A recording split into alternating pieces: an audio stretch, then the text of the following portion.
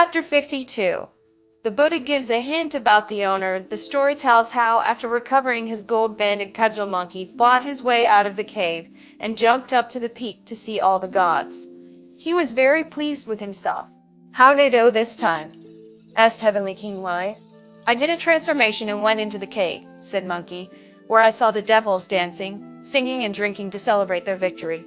But I heard nothing about where the demon keeps his treasure. When I went round to the back, I heard the horses and dragons whimpering and realized that it must be the fire beasts.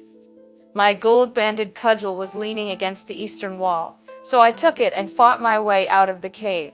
"You have your treasure now," said the gods. "But how are we going to get ours back?" "Easy," said Monkey.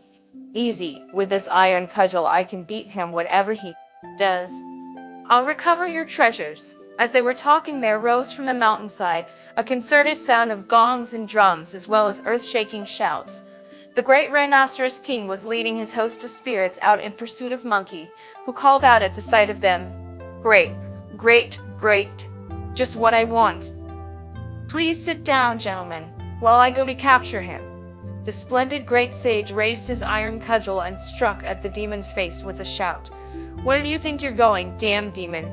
Take this," warding the blow off with his spear. The demon insulted him back. "Idiot, you're a disgrace. How dare you steal my property in broad daylight? I'll get you, evil beast. Have the decency to die. All you can do is use your ring to steal our property in broad daylight. None of those things are really yours. Stay where you are and take this." Once again, the monster parried with his spear. It was a splendid fight. The great sage was ferocious, the demon was not gentle. Both sides fought with courage. Neither would give in. The iron cudgel was a dragon's tail. The long spear was a serpent's head. Blows from the cudgel whistled like the wind. The spear's moves flowed as smoothly as a stream. The mountain darkened, wreathed in colored mists. Auspicious clouds hung heavy on the woods. The birds in the air all stopped their flying. The wild beasts of the field all hid away. The demons on one side raised battle cries, while Monkey on the other was mellow of vigor. An iron club that no one could withstand had fought its way along the long road west, a long spear that was a worthy match, and always held its power supreme on Mount Jindo. Once they joined battle, there could be no respite. They swore to carry on until one conquered. The Demon King and the Great Sage had been fighting for 6 hours without either gaining the upper hand. As night was falling, the evil spirit held out his spear and said, "Stop, Wukong. It's too dark for fighting now. Let's have a night's sleep and I'll go on having it out with you tomorrow." "Shut up, damn demon," replied Monkey abusively. "I've only just warmed up. I don't care how late it is. I'm going to carry on till one of us has won." The demon gave a shout, made a feint with his spear, and fled for his life, leading his host of devils in retreat back to the cave, where they shut the doors tight. When Monkey returned to the mountaintop with his cudgel, the gods from heaven all congratulated him. "You really are strong and capable, great sage equaling heaven," they said. "And your powers are boundless. You're overdoing your praises," Monkey replied. "No," said Heavenly King Li, coming up to him. "This is not empty praise. You really are a tough guy. The force you were up against today was as strong as the heaven and earth nets all those years' age." "Let's not go into all the ancient history," said Monkey. "That demon must be exhausted after his fight with me. I haven't been put to any trouble worth speaking of. So if you'll all sit here and relax, I'll go back into the cave, find out where he keeps the ring, and steal it if I possibly can. Then I'll capture the monster, find your weapons, and return. Then to you to take back to heaven." "It's late now," said Prince Neza. "You'd better have a good night's sleep and go tomorrow morning." "You don't understand life, my lad," replied Monkey. "Who ever heard of a burglar liking to steal in broad daylight? This sort of groping about has to be done in secret under cover of darkness. That's the way the job's done." "Stop arguing, your highness," said the Star Lord of Fire and the 2 thunder gods. "We don't know anything about that sort of thing. And the great sage is an old hand. Let him make the most of the night time when the demon is exhausted and nobody is expecting anything to happen. Please go at once." With a chuckle, the splendid great sage tucked his iron cudgel away, jumped down from the peak, and went to the mouth of the cave, where he shook himself and turned into a cricket. Indeed, hard mouth, black skin, and long antennae, bright eyes and legs that bend like branches. In the clear wind and in moonlight he sings by the wall. When the night is still he talks like a human. As he weeps in the dew, the scenery seems cold. His marvelous voice now comes in fits and starts. Just when the homesick traveler least wishes to hear him, he finds him lurking underneath the bed. With a few bounds of his mighty legs, Monkey was at the doors.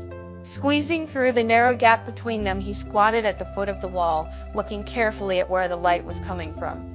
He saw all the big and little devils devouring their food like wolves or tigers. Monkey chirped for a while, and a little later the banquet was cleared away and the devils all went to bed. About 2 hours later, when Monkey had just reached the room at the back, he heard the Demon King ordering, "Little ones on the doors, stay awake. Sun Wukong may change himself into something and sneak in here to steal." Those who were on watch duty that night were neatly turned out and sounding their clappers and bells. This made it even easier for the great sage to go about his business. Creeping into the monster's bedroom, he saw a stone bed on either side of which stood powdered and painted mountain and tree spirit. They were spreading out the bedding and waiting on the old demon, taking off his boots and clothes. When the old demon was undressed, Monkey could see the ring gleaming white on his left arm. It looked like a bracelet made from a string of pearls. Instead of taking it off, the demon pushed it up his arm a couple of times to jam it more firmly into place before going to sleep. Seeing this, Monkey changed himself again, this time into a brown-skinned flea that jumped up on the bed, burrowed into the bedding, climbed on the monster's arm, and bit him so hard that he sat up with a yell of bloody slaves. "You need some more flogging. You didn't shake out the quilt or dust the bed, and I've just been bitten." He rubbed the ring twice more and went back to sleep. Monkey climbed on the ring and bit him again, so that the monster sat up again, unable to sleep. "I'm itching to death," he complained. Seeing that the security was so strict, and that the demon kept the treasure on himself and was not going to take it off, Monkey realized that he would be unable to steal it. So he jumped down from the bed, turned himself back into a cricket, left the bedroom, and went straight to the back, where he heard the groans and whimpers of the dragons and horses again, but now from behind tightly shut doors. Monkey turned back to his own form and went up to the doors to open the lock by magic. He said a spell and rubbed the lock, making its tongues both click open. He then pushed the doors open and rushed inside, where it was as bright as day in the light from all the fire instruments and creatures. He noticed some weapons leaning against the walls on either side. Prince Nez's demon-hacking cutlass and other arms, as well as the fire bows, arrows, and the rest of the Star Lord of Fire's gear. Looking all around by the light of the fires, he noticed to his delight a handful of hairs lying in a bamboo basket on a stone table behind the doors. Monkey picked them up, blew on them twice with warm breath, shouted change, and turned them into 3 or 4 dozen little monkeys. He told them to take the cutlass, sword, pestle, rope, ball, wheel, bow, arrows, spear, cart, gourd, fire crows, fire rats, fire horses, and everything else that had been caught in the ring. Then he mounted the fire dragon and started a blaze burning from the inside outwards. There was a great roaring and loud cracks that sounded like thunder and cannons. All the big and little demons were thrown into such panic and confusion that they wrapped themselves in their quilts, covered their heads, shouted, and wept.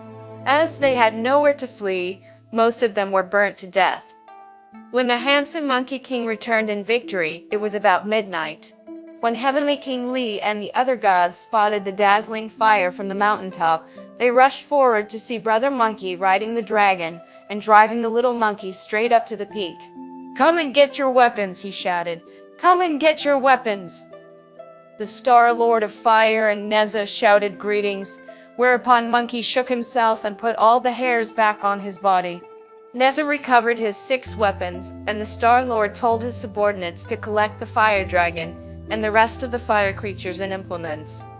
They were all laughing with pleasure as they congratulated Monkey. The blaze in the Jindo cave gave the great Rhinoceros King such a fright that his souls left his body. He sat up at once, threw open the doors of his bedroom, and held the ring out in both hands to the east and the west to put out the fire. Then he ran all around holding out his treasure, which extinguished all the flames and smoke that filled the air, and tried to rescue his demons, most of whom were dead. He could only muster 100 or so, male and female, and when he looked at where the weapons were kept, he found them all gone. Going round to the back, he saw Pig, Friar Sand, and the Tang priest still tied up there. The white horse still tethered to the trough, and the luggage still in the room. "I wonder which careless little devil started that fire," he said angrily. "Look what it has done, your majesty," said his attendants. "The fire was nothing to do with anyone in our household. It was probably a burglar who let all the fire creatures go and stole the magic weapons. Only then did the demon realize what had happened." "I'm certain it was Sun Wukong," he said. "It can't have been anyone else. No wonder I couldn't get to sleep. The thieving monkey must have turned himself into something to get in here and bite my arm twice.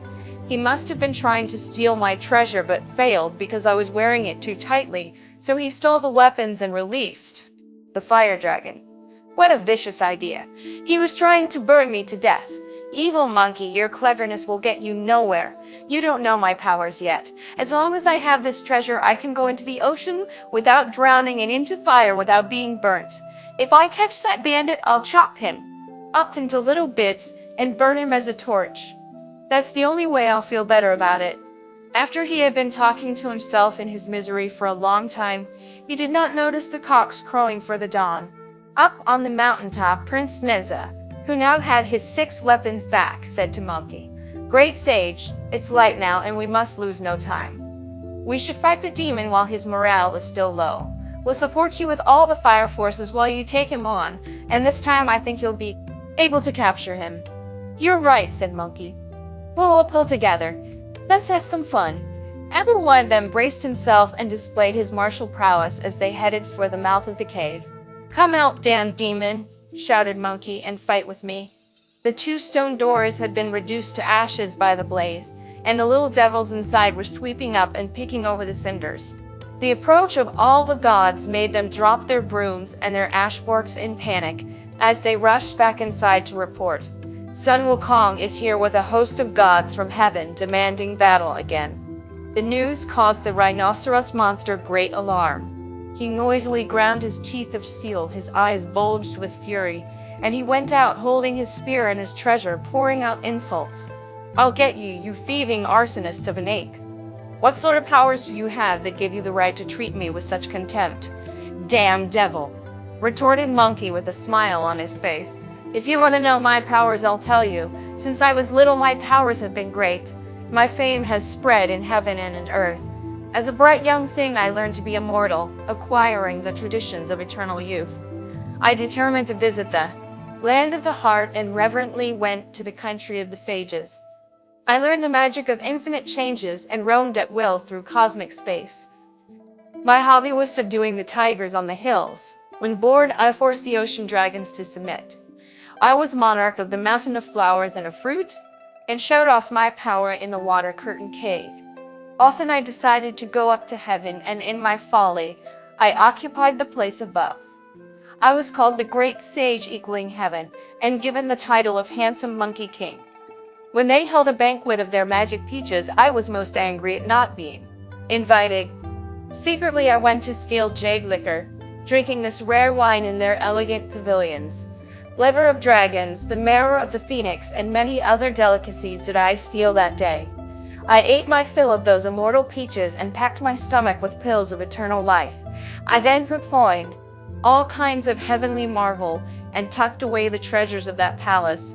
Because the Jade Emperor had learned of my powers, heavenly soldiers were sent into battle. The 9 bright shiners I sent on their way. I wounded all 5 of the evil constellations. The generals of heaven were no match for me. 100,000 soldiers all lost their nerve. The Jade Emperor then was forced to summon the little sage Erlang to join in the fight. We both went through our 72 changes, each of us showing his spirit and strength. The Bodhisattva Guanyin came to their aid with her vase of pure water and her sprig of willow, and Lao Zi used his diamond jade to take me a prisoner back up to heaven. They led me in chains to the Jade Monarch's palace, where legal officials determined my fate. Strong soldiers were ordered to cut off my head, but the hacks at my scalp only made sparks fly. When they tried all of their tricks, but nothing killed me. I then was escorted to the palace of Laozi. The 6 Dings refined me with the fire of their furnace, and made my whole body as hard as steel. After 7 times 7 days the furnace was opened, and out I jumped, more terrible than ever. The gods all shut their gates, unable to resist, and the sages decided to ask the Buddha's help. Great was the power of the Buddha's Dharma. Indeed, his wisdom is infinitely mighty. I wagered with a somersault to jump out of his hand, but he crushed me with a mountain that rendered me powerless. Then, Jade Emperor celebrated peace, and the West was proclaimed to be a land of bliss. I was crushed by the mountain for 500 years, never tasting a mouthful of tea or of food. When the golden cicada came down to earth, he was sent from the east to visit the Buddha.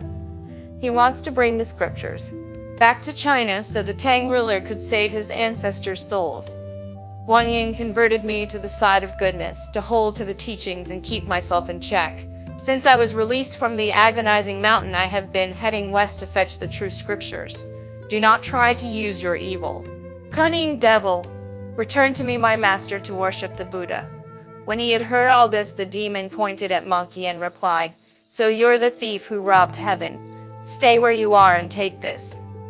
The great sage parried the spear with his cudgel, and just as the two of them were starting to fight again, Neza and the Star Lord of Fire lost their tempers and flung all their magic weapons and fire-raising equipment at the Demon King.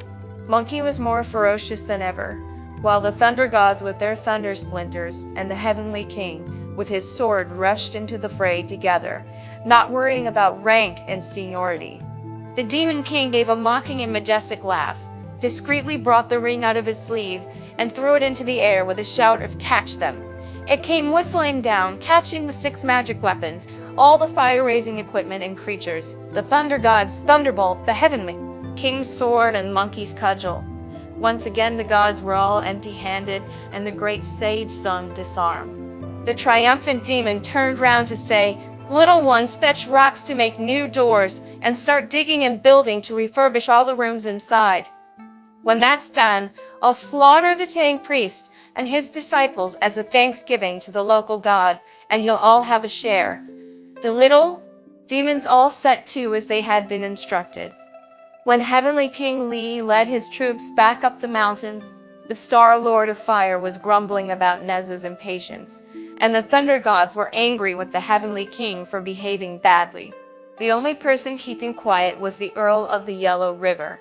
Seeing how they were all unwilling to look each other in the face and were worried, desperate, resentful, and trying to make himself look cheerful, Brother Monkey said to them with a smile, "Don't be upset. Victory and defeat are all part of the soldier's routine. The demons only so-so in fighting. Skill.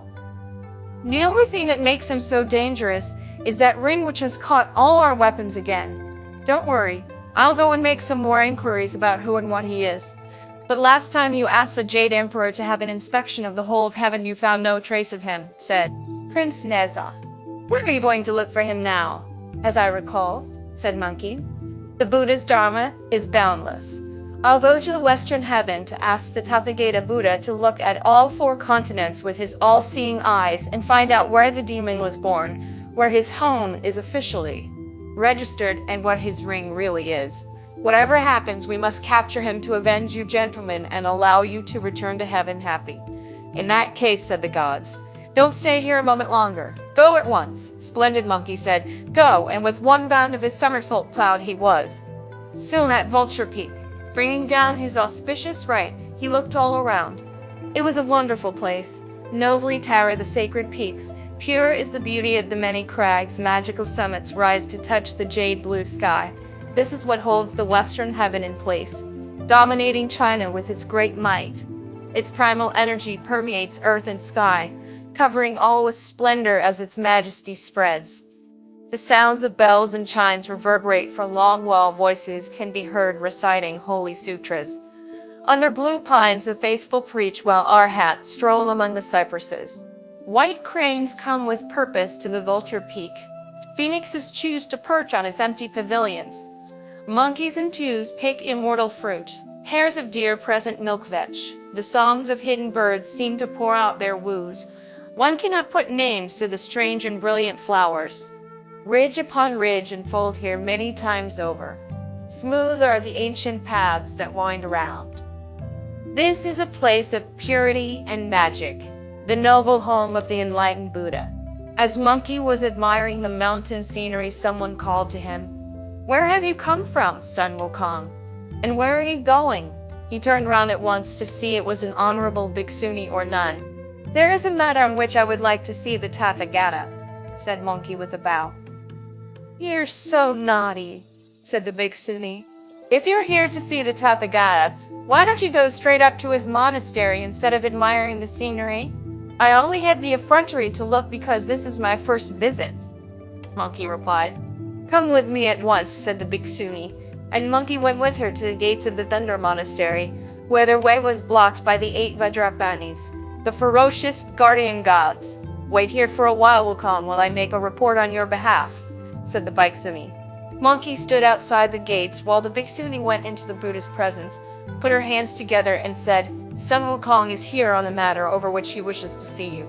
Tathagata, the Buddha sent for Monkey, and the Vajrapanis then allowed him in. When Monkey had made his kowtows, the Buddha asked, "Why are you here by yourself? I was told that you were converted to the faith after the Honorable Guanyin released you, and that you were escorting the Tang priest here to fetch the scriptures. What has happened?"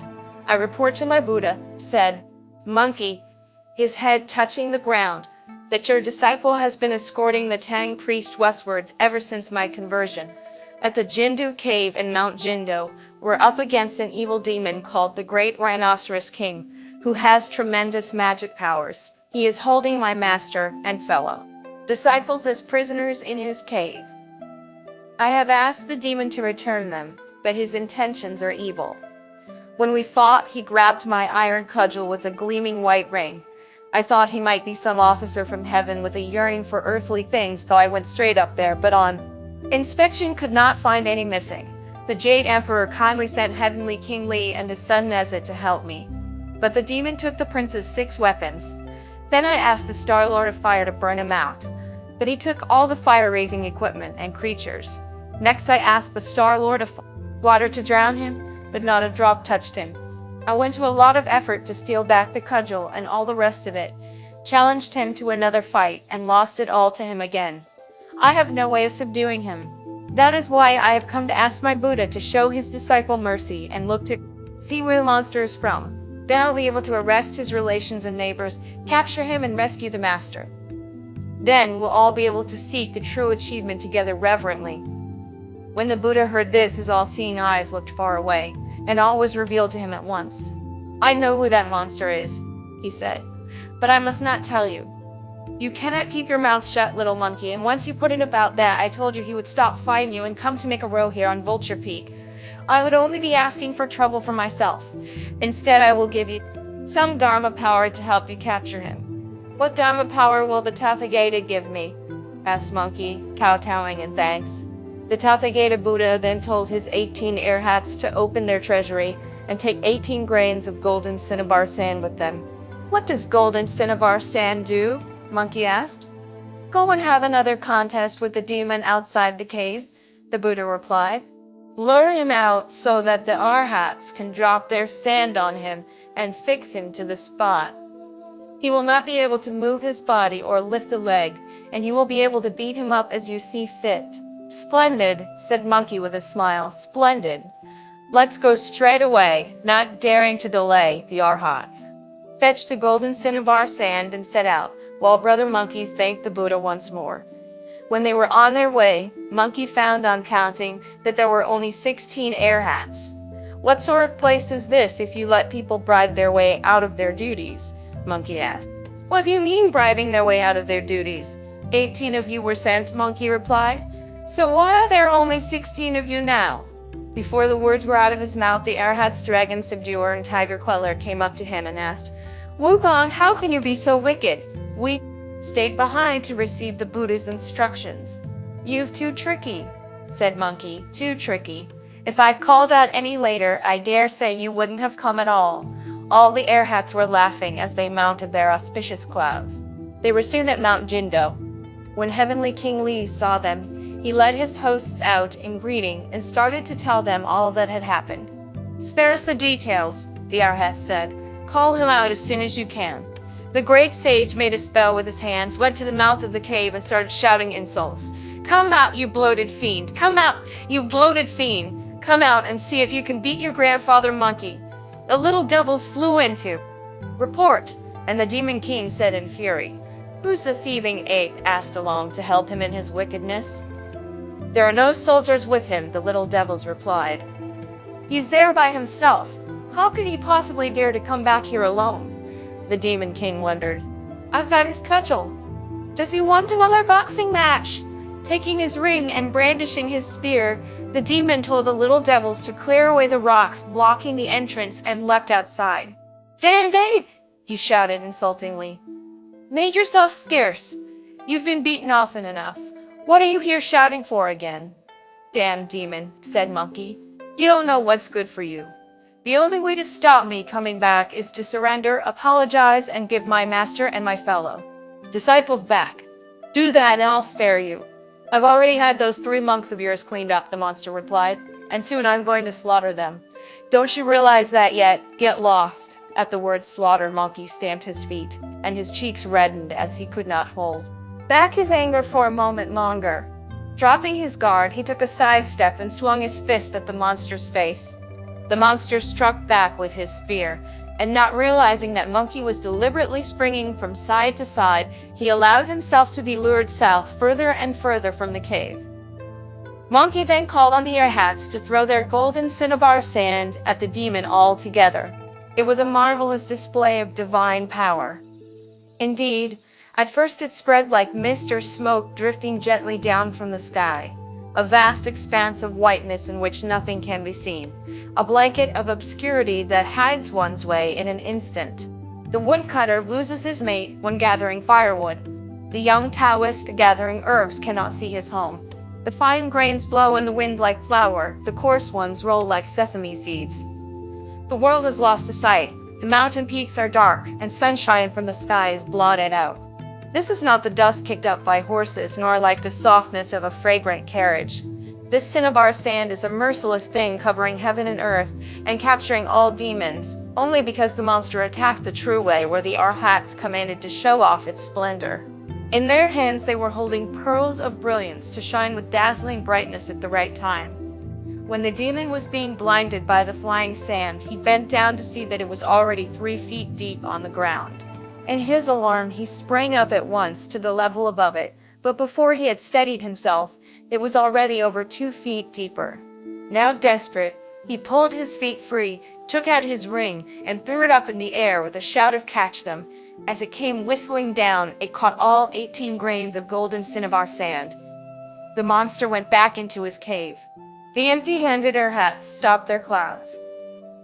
"Why have you stopped dropping your sand, Arhats?" asked Monkey as he came towards them. "There was a noise just now and all our golden cinnabar sand disappeared," they replied. "That thing must have caught it too," said Monkey with a laugh. "If he's as invincible as this, however, are we going to capture him?" The Heavenly King and the rest of them said. "When will we ever go back to heaven? And how will we be able to face the Jade Emperor?" Then the 2 Arhats, Dragon Subduer and Tiger Queller, said to Monkey Wukong, "Do you know why we 2 were late setting out?" "I was cross because I thought you were skulking somewhere and not coming," said Monkey. "I didn't know you were having a conversation. The Tathagata Buddha gave us these instructions," the Arhats replied. He said, "That fiend has very great magic powers. If you lose your golden cinnabar sand, tell Sun Wukong to go to Lord Lao Zi's Tushita Palace in the Lycan Heaven to find out about the fiend's background. If he does that, he may be able to capture the monster easily." "What a horrible thing to do," said Monkey. "The Buddha's tricked me again. He should have told me before and spared you this long journey. As those are the Buddha's clear instructions, you should be on your way as soon as possible," said Heavenly King Lime, splendid Monkey, saying, "I'm off." He sent his somersault cloud straight in through the southern gate of heaven, where the four marshals raised their hands in greeting and asked how the capture of the demon was going. "I haven't got him yet," said Monkey without stopping, "but I now know where to find out about his background." Not daring to delay him, the four marshals let him pass through. He did not go to the Hall of Miraculous Mist or the Palace of the Dipper and the Bull, but went straight to the gates of the Tashita Palace in the Lehian heaven that lies beyond the 33 heavens, where he saw two immortal boys standing in attendance. Monkey did not report his name but rushed straight in, to the consternation of the boys who grabbed him. "Who are you going?" they asked, "and where are you going?" "I am the great sage equaling heaven," Monkey replied, "and I'm here to see Lord Laozi." "How could you be so ill-mannered?" the boy said. "Just wait there while we make a report." Allowing no further discussion, Monkey shouted at them and went straight in, colliding with Lord Laozi, who was coming up to meet him. "Haven't seen you for ages, old fellow," said Monkey after bowing and uttering a respectful re-ear. "Why are you here, you little monkey, instead of going to fetch scriptures?" asked Lord Laozi with a smile. To this Monkey replied, "To fetch the holy scriptures, I toil day and night. And now that I'm in trouble, to see you would be right. What have your troubles on the road to the western heaven to do with me, Lord?" Laozi asked. Monkey's answer was, "Of the Buddha's west heaven, please don't talk today. It's to follow a trail that I've come up this way. But this is a supreme immortal's palace."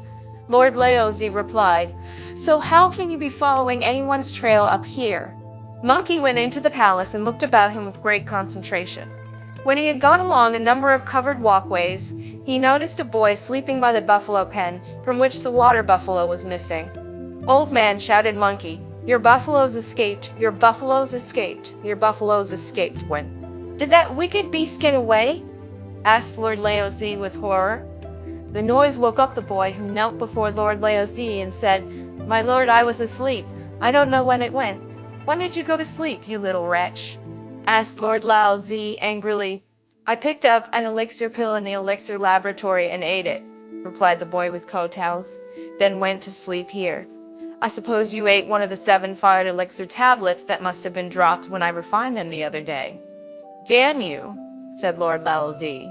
"One of those tablets would make you sleep for 7 days." The evil beast took the chance to escape and go down to the mortal world when he went to sleep, and left it unguarded. That must have been 7 days ago. He then ordered an inspection to find out if it had stolen any treasures. "It doesn't have any treasures, only a terrible ring," said Monkey. When Lord Laozi made an urgent check, he found that nothing was missing except a diamond jade bangle. "The evil beast must have stolen my diamond jade bangle," said Lord Laozi. "So that's what his treasure is," said Monkey. "That's what he fought me with. Goodness only knows how many of our weapons he's caught with that. Now he's rampaging around in the mortal wood. Where is that wicked beast now?" Lord Laozi asked. "In the Jindo cave on Mount Jindo, where he's holding the Tang priest, and has captured my gold-banded cudgel. I asked for the help of heavenly soldiers, and he took Prince Nez's magic weapons. When I invited the Star Lord of Fire to come, his fire-raising equipment and creatures were taken. Although the Earl of the Yellow River couldn't drown him, at least his gear wasn't taken. Then, when I asked the Buddha to send his arhats to scatter their golden cinnabar sand, the demon took all that too. It looks as though you are guilty of a very serious crime in allowing a thieving and murderous monster to get away. That diamond jade bangle is a treasure I refined and created after I went out through the hand pass to convert the foreigners. Nothing can get anywhere near it. Not weapons, fire, or water. But if my plantain fan had been stolen, not even I would have been able to do anything about it." Monkey was feeling very pleased as he accompanied Lord Laozi, who was carrying his plantain fan, out of the palace by auspicious cloud. Once they were through the southern gate of heaven, they brought the cloud straight down to Mount Jindo, where Lord Laozi greeted the 18 arhats, the thunder gods, the Earl of the Yellow River, the Star Lord of Fire, Heavenly King Lai, and Prince Neza, who told him all about what had happened. "For me to catch him, Sun Wukong will have to go down to lure him out once more," Lord Laozi said. Monkey jumped down from the peak and started yelling abuse once more. bloated evil beasts, come out and be killed." When the little devils reported once again, the Demon King said, "I wonder who the evil monkey has fetched this time." He went out with his spear and his treasure to have Monkey cursing him once again. "Vicious demon, you're definitely going to die this time. Stay there and take this." Monkey leapt straight at him, punched the demon on the ear with a swing of his fist, turned and fled. The demon was going after him, wielding his spear, when a shout came from the top of the mountain. "Go home, Buffalo! What are you waiting for?" When the demon looked up and saw Lord Laozi, he trembled with fear. "That thieving ape really is a devil. How did he ever persuade my master to come?" When Lord Laozi recited a spell and fanned his fan once, the monster surrendered the ring which the Lord caught in his hand. When he fanned it again, all the strength went out of the monster, who reverted to his true form as a water buffalo. Lord Laozi then blew on the diamond bangle with magic breath, put it through the buffalo's nose, undid the sash at his own waist, threaded it through the ring, and held it. To this day, water buffaloes still have devices called pegs put through their noses through which a rope can be run. This is the same job. Lord Laozi then took his leave of the gods, mounted the buffalo, and rode on his multicolored cloud up to the Tushita heaven, taking the demon with him on its lead.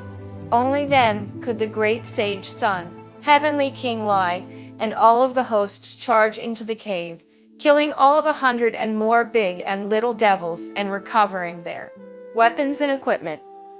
Monkey thanked heavenly King Li and Neza, who went back to heaven, the thunder gods who returned to their residence, the Star Lord of Fire who went to his palace, the Earl of the Yellow River who went to his river, and the Arats who returned to the western heaven. Finally he released the Tang priest, Pig, and Friar Sand, and took back his iron cudgel. When the three of them had thanked Monkey, the horse and the luggage were got ready, and master and disciples left the cave to find the main route to the west. As they were walking along, they heard a call of "Holy Tang priest, have a vegetarian meal," which startled the master. If you do not know who was calling, listen to the explanation in the next installment.